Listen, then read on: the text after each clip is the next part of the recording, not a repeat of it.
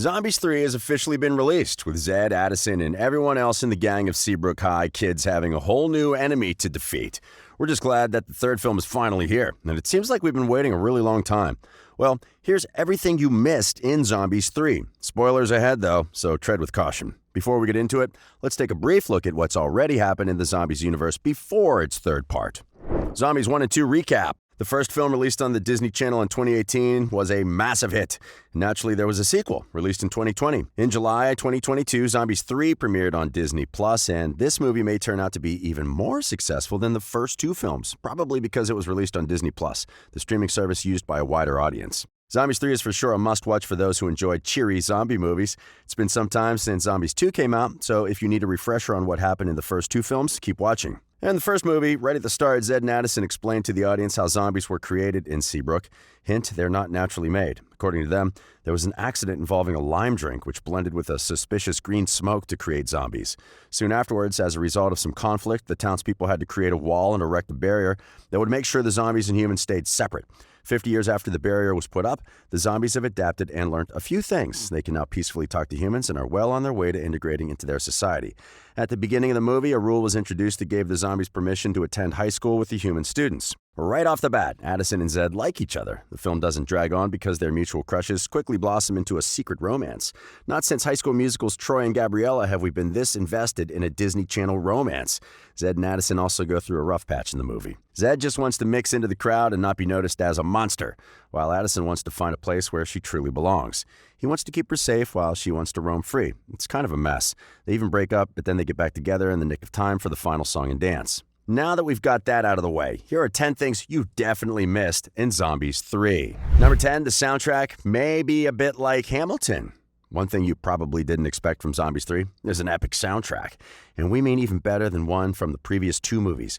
We don't need to tell you Disney really enjoys their musicals. Some of the best ones out there also happen to be Disney movies. Many of the greatest Disney Channel movies also feature some type of singing, so it was inevitable that Zombies would also be a kind of musical. But no one expected it to have some songs that sound like they could be homage to Lin-Manuel Miranda. The two songs, My Year and I'm Winning, are the songs that most remind us of Hamilton. Hamilton is one of the most well-known and critically acclaimed musicals of all time, so it adds up that the team behind Zombies may have used its style when making their own songs, especially for Zed's parts. Number 9, the reason Addison's hair randomly glowed at the end of Zombies 2. You definitely didn't know the truth behind Addison's hair. Zombies told us that Addison has white hair that she keeps hidden under a wig. By the end of the film, she decides to take the wig off and let everyone see her natural color. It was a scene all about standing out, being true to your own self, and celebrating the thing that makes you different. It just seemed like a scene that made Addison stand out. Zombies 2, however, gave the white hair a possibly deeper layer. The white hair connected her to a possible werewolf legend. This turned out not to be the case because behind Addison's hair being white, in the final scenes of the film, her hair begins to glow when she wakes up. We also see some aliens arrive. Zombies 2 took a deep look at how werewolves also have a dark link to Seabrook's history. The town basically robbed them of their land and the light source. Much later, the werewolves are in Seabrook doing their best to find the moonstone so they don't die out. They think Addison might just be the key. She bonds with them, which makes Zed get jealous. But one more thing fans never saw coming was that Addison is not the alpha they needed to survive. She does, however, bring the town together and help them get the energy from the moonstone that they need to survive. Quickly, the aliens conclude that the map isn't a real one on physical paper, but is actually Addison's DNA.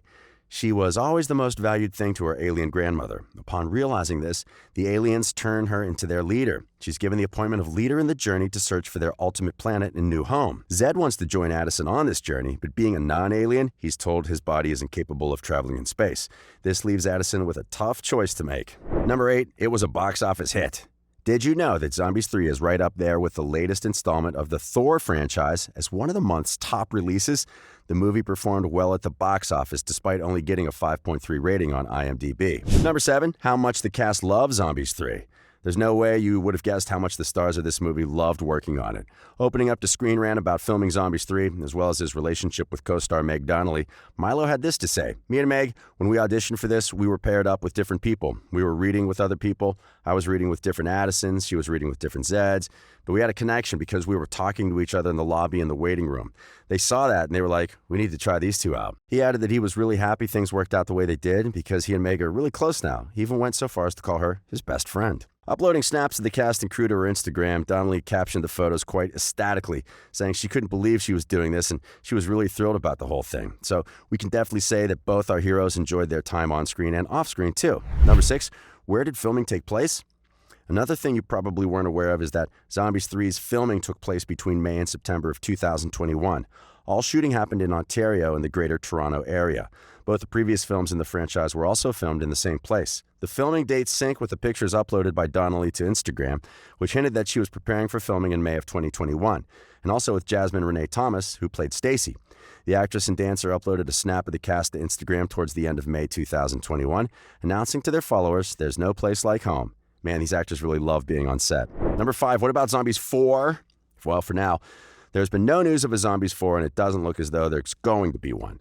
Lauren Kislevetsky, vice president of original Disney movies, gave a statement saying that after the booming success of Zombies 2, they plan to raise the stakes in this third and last movie. She told Hit C that when the Ultimate Outsiders clamp down on Seabrook, their team of cheerleaders, werewolves, and zombies have to unite so they can take on a threat of epic proportions that could very well change Seabrook permanently. But on the other hand, while talking to Hollywood Life, Milo Manheim teased a possible fourth film.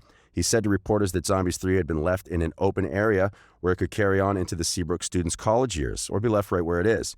He also expressed his personal hope for a fourth movie, saying that if things work out, he would definitely love to return for more monster action. Number 4, the real-life Aspen.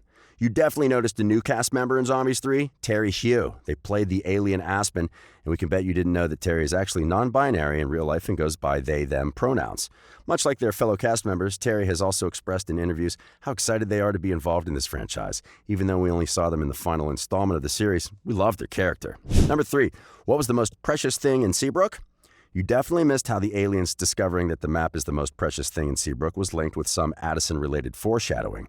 After mistaking the werewolf's moonstone as the valuable object, the aliens discovered that the most valuable thing in Seabrook could be the cheerleading trophy.